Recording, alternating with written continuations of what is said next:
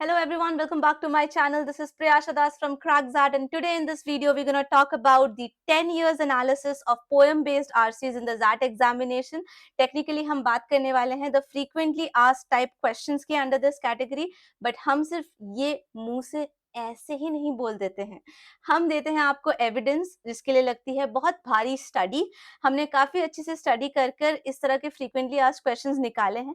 And you know what really happens, what we do is that we think that अरे ये तो सब कुछ डिफरेंट सा लग रहा है, but when you read through all the 10 years का paper you would realise that एक ही टाइप के क्वेश्चन को कैसे घुमा फिरा कर थोड़े बहुत वर्ड प्ले करने के बाद चेंज करके दे दिया गया है, and we think that it is a completely different genre, but it's not really. So that's what we're gonna discuss about in this video. तो चलिए बिल्कुल तुरंत शुरू करते हैं, बट उससे पहले मेरी आपसे एक बहुत प्यारी सी रिक्वेस्ट है. That is if you are new to the channel, don't forget to hit that subscribe button. It's completely free for you guys, but मेरे लिए काफी ज्यादा महत्व रखता है, तो please you do hit that subscribe button.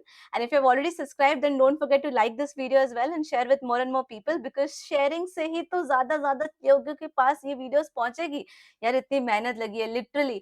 बाकी लोग ना सिर्फ वीडियोस बना देते हैं कहकर कि ये टॉपिक इंपॉर्टेंट है, ये टॉपिक कम इंपॉर्टेंट है, बट कोई आपको ये प्रूफ नहीं देता. I am literally giving you proofs here. If you see, I am actually quoting the real examples from the previous year का क्वेश्चन पेपर. तो आप समझ ही सकते हो उसमें कितना टाइम एंड एफर्ट लगा होगा.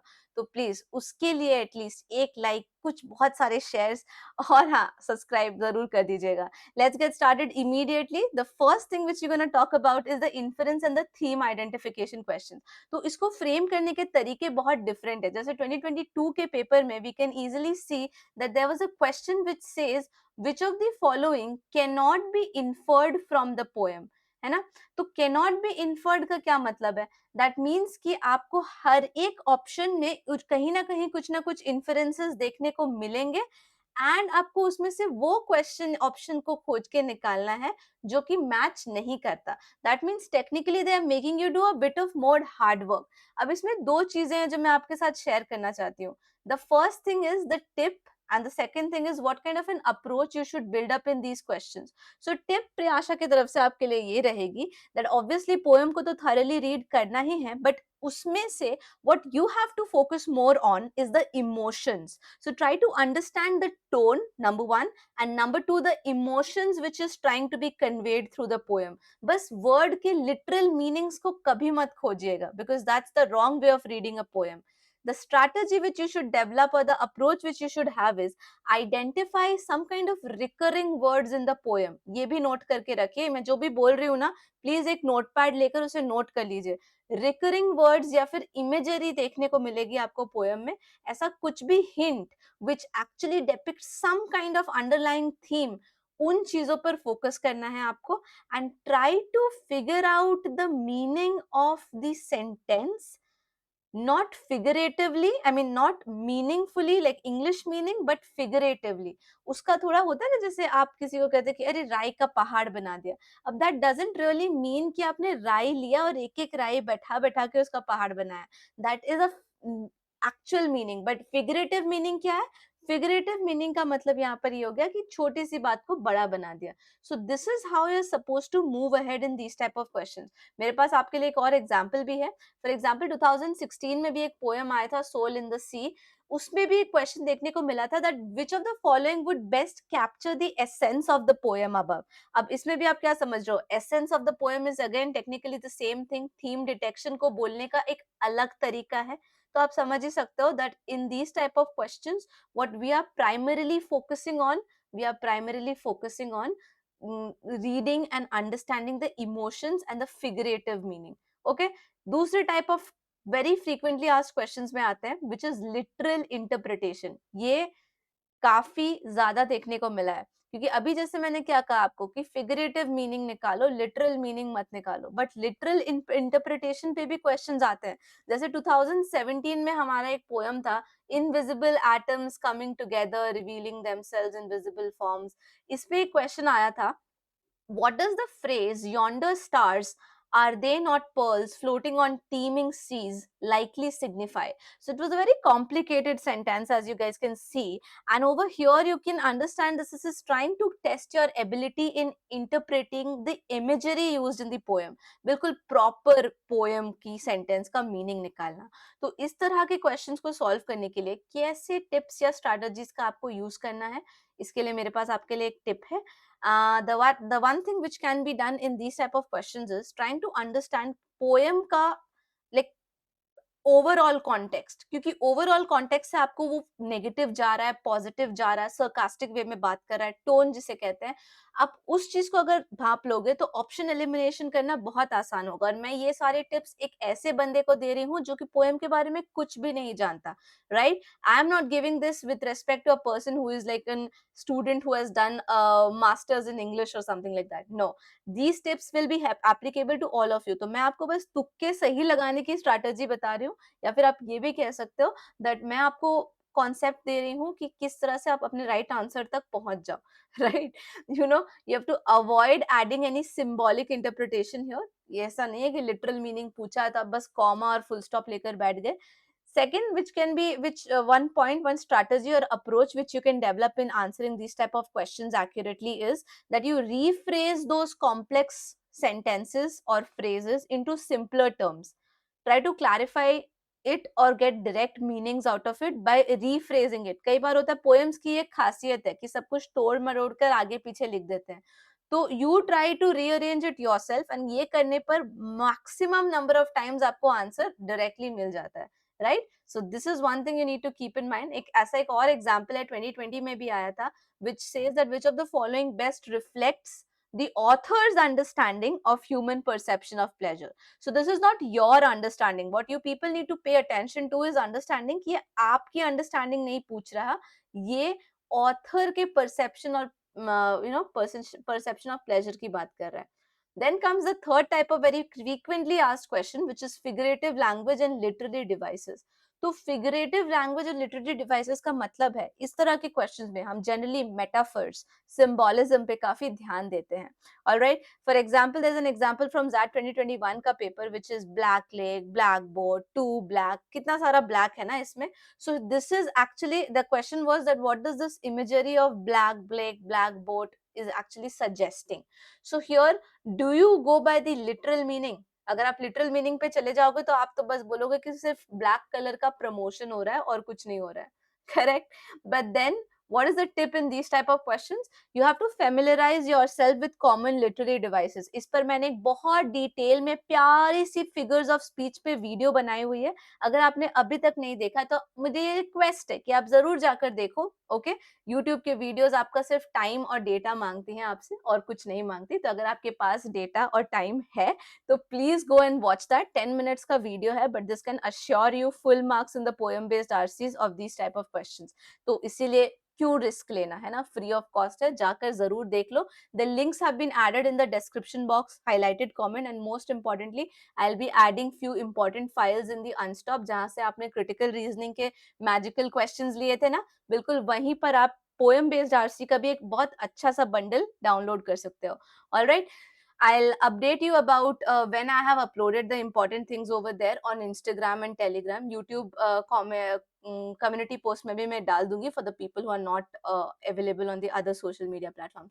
Rest assured, मैं हूं ना. Okay, so first, second thing was to ask what emotion or concept these imageries are evoking. ये question अगर आप खुद से पूछते हो, like here the abstract images like cut paper people likely point to the themes of isolation or detachment, है ना. तो अब छोटी छोटी पार्ट्स को उठाओ और उसमें से देखो कि कौन सा इमोशन झलक रहा है. This will help you a lot in answering this kind of figurative questions. Trust me, बहुत बहुत फायदा देखने को मिलेगा. एंड अगर आप ये सब नोट्स बना रहे हो, तो नोट्स नहीं बना रहे हो तो फिर मुझे बस मत कुछ बोलना. अगर जिसके पास नोट्स बनाने के टाइम नहीं है तो फिर तो no suggestions. Then comes the fourth very common type of questions, which is contrasts and comparisons, where questions here are I using or needing your help in identifying the contrasts or some kind of dual perspectives coming in. Okay, जैसे poem में क्या होता है, suddenly change of tone देखने को मिलता है, suddenly change in vocabulary देखने को मिलती है, तो उसमें हमें पता लगाना है कि ऑथर बोलना क्या चाह रहा है और उसके साथ कॉन्फ्लिक्ट्स क्या हो रहे हैं, आपके और ऑथर के बीच में क्या कॉन्फ्लिक्ट्स हैं, लाइक थॉट प्रोसेस में, things like that. For example, if I take you back to 2021 का ही paper, where there was a question of what is the primary contrast presented in this poem, आधे लोगों का तो दिमाग घूम गया था कि इस क्वेश्चन का मतलब क्या होता है भाई. So this is actually a question which is trying to know what are the differentiating attitude which is between you and the author, or let's say the poet here in this case.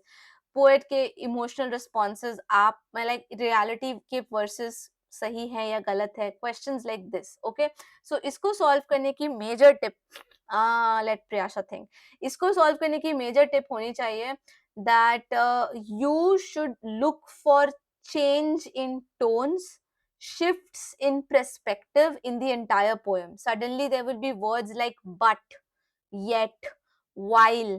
Notes बना लो, बहुत काम आएंगे. But, yet, while, ऐसे terms जहां भी देखने को मिले आप समझ जाओगे कि यहाँ पे एक शिफ्ट ऑफ टोन है, शिफ्ट ऑफ पर्सपेक्टिव है.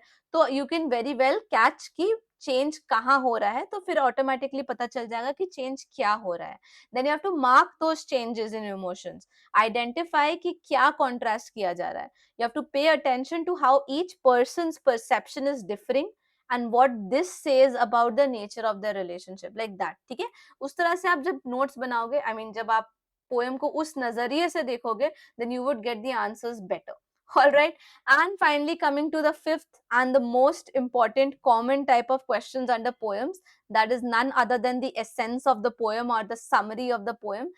काइंड ऑफ थीम ही है, बट थीम और समरी डिफरेंट होती है. समरी कंक्लूजन होता है, ओवरऑल समराइज करना. सो एसेंस वाले क्वेश्चंस जनरली पोएम को कंडेंस करते हैं, राइट, उसका पूरा सेंट्रल मैसेज या पर्पस निकाल के ले आते हैं. लाइक फॉर एग्जांपल जैट 2018 का क्वेश्चन था डायरेक्ट, कि which of the following options is closest to the essence of the passage. Literally literally सीधे सीधे शब्दों में बोल सकते थे कि पोएम को समराइज कर दो, बट नहीं, नहीं, ये जैट है. और जैट क्या करेगा, एक ही बात को घुमा के फिरा के बिल्कुल जलेबी बना के बोलेगा. तो अगर आपको ये बात ऑलरेडी पता है तो फिर आपको कोई फर्क तो पड़ना नहीं चाहिए. हाँ, जिन लोगों ने ये वीडियो नहीं देखी है उनको तो बहुत जबरदस्त फर्क पड़ेगा. So anyways, talking about what do you expect in these type of questions and any special tip for answering these type of questions accurately. So what you understand is that of course you have to capture the main idea or the main message which is embarked in this entire poem. And the best tip I can actually provide you in these type of questions would be that you read the poem and then try to bring the entire message out in just one line or two. And फिर उसको option से match करो. अगर ये करोगे तो easily 2 से 3 options eliminate हो जाएंगे. एंड जो लास्ट के 2 ऑप्शंस बचे उनमें से you use that half and full strategy, जो मैंने बहुत सारे वीडियोस में अपने पोएम बेस्ड आरसीज के बनाए हैं previous year as well as non PYQ. दोनों में ही मैंने ये यूजिंग कीवर्ड्स वाला टेक्निक समझाया है, जो आप यूज कर सकते हो for summary. Half correct and full correct वाली strategy very very helpful. Okay, जिन्होंने वीडियोस नहीं देखे, again I have the list of videos in the description box as well as in the comment, so please go and watch those. Okay, now strategy, you have to look for the poet's purpose by focusing on repeated concepts or phrases. jahan pe bhi repeated concepts or phrases dikh rahe hain, you understand that this is the main idea somewhere. Okay, and always remember that the essence questions, in this essence questions, the beginning and the ending lines of the poem are often more pivotal in establishing the main idea compared to the middle part of the poem. ये generally देखा गया है. So if you follow this strategy also, फटाफट सब कुछ बनेगा. Okay, let me just show you another example. Like this is 2017 का paper which says which of the following option best captures the essence of the poem. तो एकदम direct और सीधा था, है ना. But इसके साथ I have few more suggestions, overall suggestions to just wind up the video here. The overall suggestion number 1 for you people would be that हमेशा poem की first line और last line पर आपका first focus होना चाहिए, because that contains the crucial clues about the entire theme of the poem. Point number 1. Point number 2, you don't have to read the poem first. Before reading the poem, you're actually expected to skim the questions first. That helps you to identify the relevant details without unnecessarily rereading or overthinking over the poem. Point number two. Point number three, practice with varied themes. Like, you have to familiarize yourself with more different types of poems, alag alag genre ke, like love, nostalgia, nature, ये सारी चीजें generally jet में पिछले 15 सालों से repeatedly आ रही हैं, तो I expect there is a prediction that आगे साल में भी वो इसी पर काम करे. So make sure you do that. Non PYQ की प्रैक्टिस तो प्रियाशा दास आपको क्रैक जैट पे करा ही रही है, कोई चिंता की बात ही नहीं है दोस्तों. Point number 4 and the final point, avoid over thinking. Because poem based RC में जिस मोमेंट आपने ओवर थिंकिंग शुरू की, उस मोमेंट आपके गलत आंसर्स निकलना स्टार्ट हो जाएंगे. So as quick as possible, straight forwardly जितने क्वेश्चंस आंसर कर सकते हो क्विकली आंसर कीजिए with your peace of mind. Because if you over think, I can guaranteedly tell you questions galat hone wale hain. So no overthinking in the poem based RCs, guys. And with this, another quick request that if you haven't liked the video yet, जल्दी से जाके video को like कर दो और comment करके मुझे बताना कि कैसा लगा और नेक्स्ट वीडियो किस पे चाहिए. And yes, if you haven't subscribe, then subscribe button दबा दो अभी के अभी. आपको पता है कितना बज रहा है? रात के 11 बजे मैं ये वीडियो रिकॉर्ड कर रही हूँ, 11 बजे, और मेरा काम अभी भी पेंडिंग है. तो इसको बंद करने के बाद I have to work on my project again. So please guys, इसके लिए तो सब्सक्राइब कर दो please. See you in the next video. Till then, keep studying, work really hard, and you know what? You can do it. Take care. Bye bye. Thank you so much. Peace.